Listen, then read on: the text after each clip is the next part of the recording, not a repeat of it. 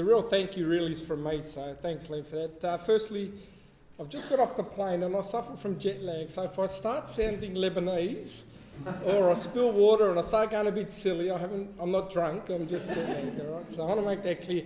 To Socialist Alternative, the Red Flag newspaper, everyone here today, Jeremy, yep, stand up. And everyone here today, Joan, there's a few people here that I know, just very quickly, thanks for coming. Since my brother's arrest, I've spoken at a few functions, and it's just, you know the genuine people, you know the genuine groups, and it's groups like this that bring up these issues about human rights, and it is such a credit. The Islamic community here is running scared, especially in Sydney, which I'll talk about.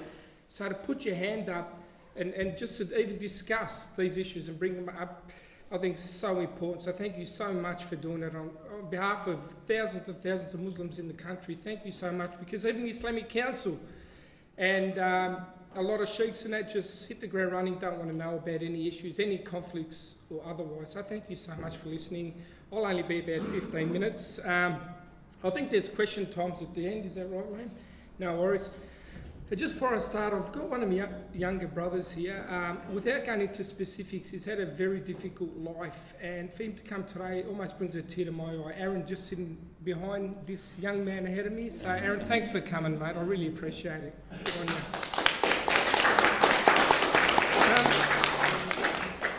I hope not to bore you, so I'll try and get to the exciting parts of it. But I'll talk about my background and pretty much what's happened over the last few years. I'll talk about Islamophobia, and I'll talk about what I believe the union's role is in all this, because I think it's vitally important. There's a DVD that goes for about 45 minutes. I'll only show 2 minutes. It complements my report. I think it's important to know. Omar Mehri, very quickly, my parents migrated here in 1972. Whilst not many people would know, 9 boys, 1 girl my parents had. My dad's since passed away. Out of the 9 brothers, there's a doctor, there's a dentist, there's a police officer. That's never been reported. they just report those that, are so-called suicide bombers, etc. So we're a fairly good, successful family, I think. The doctor and dentist are good, but they just care about themselves. So I don't really rate them. They're just worried about their bank balance. But anyway, that's another issue. Just quickly, on November the 8th, 2005, and this is a true story, I got 2 missed calls from my brother Abdulla at about 2:30 a.m. And I remember sitting at home, missed call, it's on vibrate the phone. What the hell is he calling me now? And I honestly, not selfish, I just said, I'm not going to answer him, because he's a bit weird. When I say weird, as in, he's rang me at midnight and said, what are you doing? Let's go for an ice cream. He's just one of them people, right? And that's no word of voice. Rang me 2 a.m, do you want to go play soccer? Mate, I was starting 3 hours time, So he rang me with a couple of missed calls, and I thought, I'll let him ring out. And then after 5 minutes, a private call come through, and I just got this paranoia. Anyway, it was one of my brothers ring me saying, go out to Abdullah's house in Faulkner. I said, what's going on? He goes, go there now. It's critical. So I'm driving there, get to the street. No word of lie, there was a helicopter. There was a street shut off. Automatically, your heart pumps. You think, it's been a murder. And I mean that, there's been a suicide. You just don't know. And I was getting there, I was shaking, and I parked the car, walked in, armed vest, cops come up to me, and all the rest of it. They told me automatically, I said, look, you're here on behalf of your brother? I said, yep. To take his wife away? Yeah, no, I just take her to a safe location. They said that they're arresting him on terrorism-related charges. No word of a lie. There was that many cars there, cop cars, there was AFP cars, etc. It was just like a movie. Now, I don't want to lose you, but just to go back a sec, I spoke with Terry Hicks in Sydney, at a function in Sydney, and I remember Terry was hip and shouldering me and kicking me under the table during my speech. And at the end I said, Terry, what the hell's wrong with you? David Hicks is dead. He goes, there's an AFP officer here. He recognised one of the people in the crowd, so if there's any spies here, you're welcome. We've got nothing to hide, all right? I just remembered that, sorry. On Abdullah's, following that, it was fairly serious. I took Violet, his wife, to one of my brother's house, went home, couldn't sleep, headed straight to Melbourne Magistrates Court. The media was unbelievable. I remember the guard telling me this is the biggest media frenzy this country's ever seen in any state. There was over 180 cameras and all of that, all different countries, nationalities. There was a terror act thwarted, suicide, all the hysteria. And I was listening to it on radio thinking, this is like a movie. Long story short, go into court, you see Abdulla with three of my cousins, their spiritual leader, their treasurer, all his so-called terror. And I never knew any about this. And I've been driving Abdulla to work for about 3 years. Right? So to me, it was confusing. It was like, this guy used to just say, shut up, or whatever, driving in the car, or put the music. Just simple things. All of a sudden, he's portrayed as Australia's first suicide bomber. Without going into a 2 or 3 hour discussion, the rest state carded him inside. Abdulla, we wanted to get him bail. Rob Starry, a lot of you know Rob Starry, said, look, we'll get him out, no worries, she'll be apples. No worries, Abdulla been 19, bit of bravado. They had a couple of conversations as he was engaged in. Rob said, they don't have much evidence. Rob was adamant. So we went out and tried to get him out on bail. Failed the third time, gave up after that. He was at one stage diagnosed as generally as suicidal, and that didn't meet the criteria of, it just didn't meet the criteria for him to get bail on unusual or exceptional circumstances. Rob telling me that people in the underworld who the prosecution got evidence on, who have murdered fellow humans, were getting bail. But Abdulla couldn't. This little thin bloke here with a little beard, admittedly, and that, just no chance of getting bail. I just want to show DVD, and I thank Joan Robinson for that. This just, in 2 minutes, encapsulates how strong the evidence was against him. If you don't mind, thanks, Liam. Computer's gone to sleep.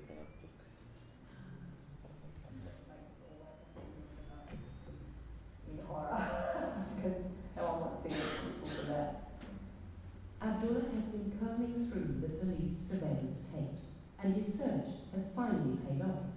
His barrister, Mark Taft, is about to present evidence that Abdulla is opposed to terrorism. The prosecution says that Abdulla Mehri is a terrorist. He is not and was not. This is a conversation on the 12th of June 2005. If I walk into a mosque, I don't know, if I'm living next door to it, and I walk in and all I see is them torturing women, alright? I see that, and then I automatically know that's not right, because the religion of God is peace. And if I see that, I know it's wrong. Exactly. Because it's evil. In this whole trial, there is no stronger statement of opposition to terrorism. Abdulla refers to the torturing of people, the oppression of women, the blowing up of buildings, and the killing of innocents. And he says several times in this conversation, you automatically know these things are wrong. They are evil. This is a court of justice. And yet a young man is being tried as a terrorist who denounces terrorism. This is like describing day as night and night as day. If justice is not just a hollow word, if it has meaning and substance, then I suggest there is only one just verdict, and that is not guilty. Thank you. We're a bit sort of emotional almost about Mark's final speech. Was a terrific. I'm a bad listener to all my brothers and tell them just how good it was. But if Abdulla can't get off that, then, I don't know, I really can't, I don't know what to say. Absolutely. That there just encapsulates sort of the argument, remember this court case went on for months and months and months. And whilst there was a conversation here with Abdulla and Abdul Nasser Benbrika about terrorism, and Benbrika saying, yeah, an eye for an eye, tooth for a tooth. Abdullah's there asking questions, and he was asking questions. Some were pretty basic, silly questions in my view. Call it bravado, talking it up in front of a spiritual leader. Someone from Algeria who's a recognised sheikh there. But they knocked that right out, and there was other conversations I had of Abdulla saying, it's evil, I don't believe in bombings and all of that. Dead set, and that's evidence there. And still at the end of the day, he was found guilty. I've been a member of a terrorist organisation, even though there was no name, no structure. I had it here, it was just bizarre. No foundation, no bank accounts, besides a couple of conversations, and I'm not saying they were great conversations, but besides a couple of conversations, no real strong evidence. Yet we knew the hysteria built around this, the media coverage, the government had to justify all the time, money, effort, resources put into it. I believe that. My 3 other cousins got off, they got acquitted. Abdullah, that 9 minute, not that one there, but prior to that, his 9 minute conversation, he suffered 5 years in High Acacia Unit Prison in Barwon Prison. We went to Barwon Prison to visit him, me and Mum, and this has a massive effect. You've got to understand, massive, not just on him and his wife. It goes through to the family, immediate, extended, brothers and sisters like yourselves, the community. I remember visiting him, it was ridiculous. They pad you down and go through eye scans and the rest of it. By the time you get there, you're exhausted. You sit there and you think, what a joke. You've got to talk to him behind the glass and all that. And we can't shake hands, so we used to fist the glass. It was just really, really heartbreaking. Anyway, he suffered 5 years. I still, to this day, believe he'll never recover from that. It was 5 years, might not seem like a long time in a lifetime. He was just absolutely just destroyed. I remember there's a blue room, they call it blue room. It's the size of about 3 by 4 metres. It's just a blue room. You just sit there. It's got nothing, not even a... And this is a report in the media. It doesn't even have a sink, a TV, nothing. They just sit there. I remember Hani Taha saying to Bambrika, the spiritual leader, they've buried us alive. And Hani Taha's quite clever and he's quite educated. They've buried us alive. So at the end of the day, we can sit and talk and debate forever and a day about he said, she said, and that. But at the end of the day, conversation, they've sent a message back to the Islamic community. Everyone has to say, look, we're on top of it, national security, we're at our best. Don't worry about work covering all the other issues going on, they're irrelevant. We're talking about national security. Got him votes, got him up and running at the end of the day. Brings me on to Islamophobia and all that. When this happened with my brother, I remember it was fairly bad. Prior to that, about 2 months, I addressed Moreland City Council. I know I'm a bit crazy, but I went to Moreland City Council, I addressed them. I remember a few of the mayors and all that were there, the councillors. They were giving each other high fives and talking about trips to New Zealand and Canada and all this stuff. I'm going, guys, go for a drive down the back streets of northern suburbs. Have a look at some of the graffiti. Kill Muslims, Muslims stink, F Allah, words to that effect, okay? Remember, the northern suburbs, a lot of people, the Islamic population dominates a lot of it, but still there was that ugly graffiti and all sorts. So I held them accountable there. They eventually cleaned that up and stuff. But after my brother's arrest, it just exploded. Those people who were racist or disliked Muslims or whatever, it almost gave them the license to say, you know what, give her a dirty look. And it happened where they spat on sisters in the trams, wearing a veil and that. You know, it was just really ugly. It was bad then. Today, it's worse. And I'll tell you, how's it worse? I'll give you evidence. Had an uncle who came from Lebanon, he only went back the other day. We walk in the airport, fair dinkum. You'd think there was just all these, there were counter-terrorist groups and AFP and ASIO and everywhere. My uncle said to me, did something happen? And dead set, being naive, said, did something happen? I go, no, this is just new. It's a new initiative from the government. Talks of burqas, banning burqas. Love or hate the burqa, everyone's got their own opinion. I don't remember the last time someone robbed a bank wearing a burqa, or murdered someone wearing a burqa. I don't know, maybe I'm silly, but it's the reality. I mean, the burqa, love it or hate it. I just don't remember the last time there was terrorist acts, you know, in Parliament. Yeah, you can, if you really must wear the burqa, wear it, but sit in that corner, in the far corner behind the glass, yeah, good on you, Abby. Right, so it's just time and time again, there were raids in Sydney, Brisbane, Melbourne. Sydney particular, spoke to a lady in Sydney, a close friend. She goes, we just don't go out anymore. If we do, we go in groups. Not looking for trouble, but just as a bit of a unity sort of sign, you know. Ladies won't walk now with a veil, not the burqa, just a veil where the face is shown in the streets. The younger fellas are sort of more reserved now. It's a real hysteria in Sydney, a lot worse than here. It's happening in Brisbane as well. I won't be much longer, I know I've got a tendency to talk. In Sydney, over 1,000 authorities, 819 police, AFP officers, and all sorts of counter-terrorist experts and officers. Over 1,000 of them. Hysteria that morning, one arrest. And they're now debating that they're looking at dropping out of 3 charges. Yeah. Wow, what a great time of money and spending. You got people homeless down the street, go to Flinders Street Station. It breaks your heart. So I think it's getting much worse, to be honest. There's powers now given to authorities you'll never ever hear about, you'll never hit the media. I know people who've been raided, some that do admittedly have the Islamic or the beard, or the wife wears a burqa or a veil. There's one man I know who got raided. I haven't gone to the media for this because I'm over him. One person who got raided, and what it came down to, they found, and this is a true story, at the end of the day, because he was praying, but he prays really loud.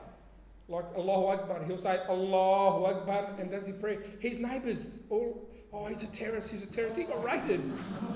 His house was turned inside out, and at the end of the day they said, you're doing calls of death. I don't know what they interpreted it as. And it was proven, and this is no word of lie, this was proven, that's what it say. Now he tones down his prayer, and he doesn't do the prayer to Allah out loud. You're supposed to, in Islam, he does it within himself, or just sort of to his kids and wife, so they join him for prayer. So it's just bizarre.